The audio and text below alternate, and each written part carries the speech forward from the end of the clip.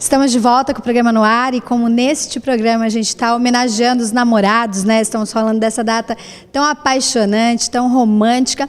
Eu estou aqui no Santuário do Valongo com o Frei André, que é o reitor aqui do Valongo, para falar. Nós hoje estamos acompanhando um dos dias da trezena de Santo Antônio, que é o santo casamenteiro, não podia ficar de fora desse tema do Dia dos Namorados. E a gente todo ano, né, Frei, tradicionalmente vem ao Valongo, essa casa que eu amo tanto, para falar da trezena. Amanhã, dia 13, onde é acho que um dia muito importante aqui para o Valongo, onde passam milhares de pessoas atrás dos pãezinhos, do bolo de Santo Antônio.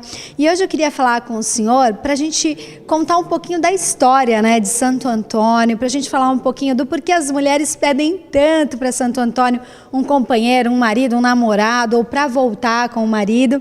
Conta pra gente um pouquinho da história de Santo Antônio. É um prazer estar de novo no seu programa, por essa ocasião, dos festejos de Santo Antônio, também de todas as festas juninas, esse mês de junho que é tão especial, né? E Santo Antônio foi um homem que nasceu em Portugal, entrou por a congregação dos agostinianos, e quando ele viu um grupo de frades indo para a África, quando alguns voltaram mártires, ele também sonhou com isso e por isso pediu para sair da ordem na qual ele estava para ingressar na ordem franciscana. E os planos deles deram tudo errado, né?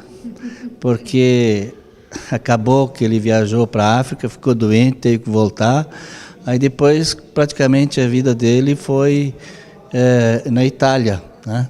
Por isso que ele chama Santo Antônio de Lisboa, né? Porque nasceu lá, ou Santo Antônio de Pádua, onde foi que ele morreu, né?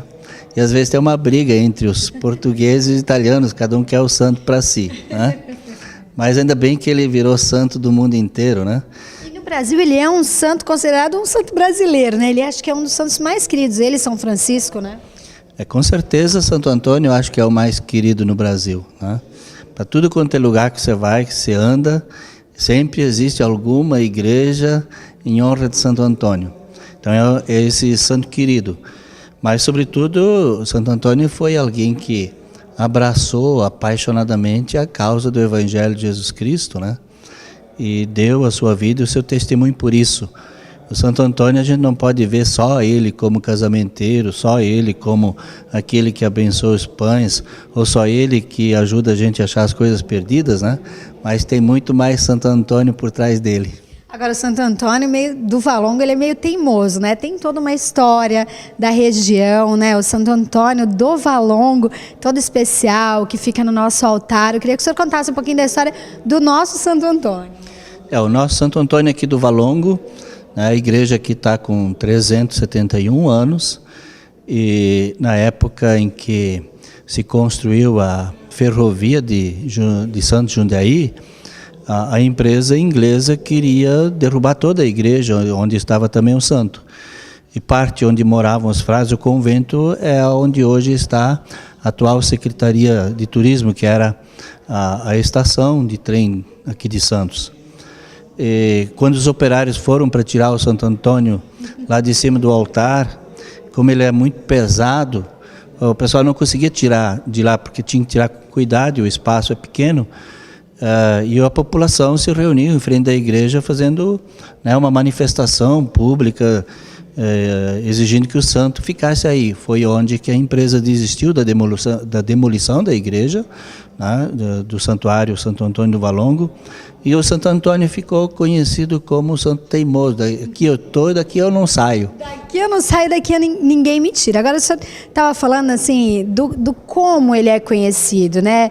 Por ser o santo casamenteiro, por ser o santo que abençoa os pãezinhos e por achar as coisas perdidas. Mas vai muito além. A trezena de Santo Antônio, a gente vê aqui, vem pessoas da região inteira, né? Da Baixada Santista toda, vem gente de fora. Os pedidos são muitos e a fé é muito grande nesse momento da trezena, né, Frei? A fé é muito grande, as pessoas têm uma devoção muito grande por Santo Antônio. O porquê ele ficou conhecido como santo casamenteiro? Santo Antônio ficou conhecido como santo casamenteiro. Na sua época era costume, né, que se pagasse um dote.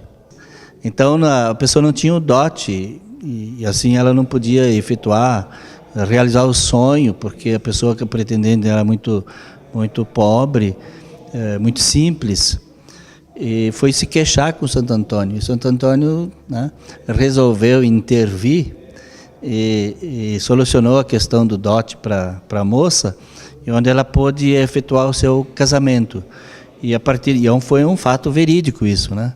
E isso se tornou tão popular hoje. É verdade, ele resolveu o problema de uma encalhada aí, que não tinha dote, ninguém queria casar com ela, e ele resolveu de que forma, Frei? Ele, através das orações dele, de repente apareceu aí alguém que tinha o dote suficiente para poder fazer o casamento. Quer dizer, pela intercessão de Santo Antônio. Ela pôde realizar o seu sonho de casar e de poder começar a sua vida, a sua família, com aquilo que era necessário para se estabelecer numa família, né? Agora tem diversos tipos de Santo Antônio, né? Isso virou realmente uma grande crença, né? Uma crença popular, vamos dizer assim. E a mulherada, às vezes, se empolga mesmo nessa época, né? A gente já brincou até no programa, quando eu ainda estava no Programação e Reação, nós no estúdio mostramos diversas simpatias. Hoje a gente vai estar falando de algumas também durante o nosso programa, onde a mulherada afoga o Santo Antônio no balde, põe no congelador, tira o menino Jesus. Eu acho isso um pecado. O Augusto acha que eu casei com ele porque eu frequentava o Valongo, né, por causa do Santo Antônio. O senhor sabe disso, que ele acha que eu pedia aqui toda hora isso. Mas eu nunca fiz isso, Frei. Ainda mais tirar o Santo Antônio, tirar o menino Jesus do colo do Santo Antônio, isso é um pecado, né? O pessoal tem muitas dessas simpatias, etc., né? Eu acho que o que importa nessa hora, né, realmente, com toda a simpatia, as brincadeiras que são feitas em torno do casamento, etc., mas eu acho que importante mesmo é que haja química entre duas pessoas, porque senão... Um amor verdadeiro. Né? Senão não há santo que resolva a questão.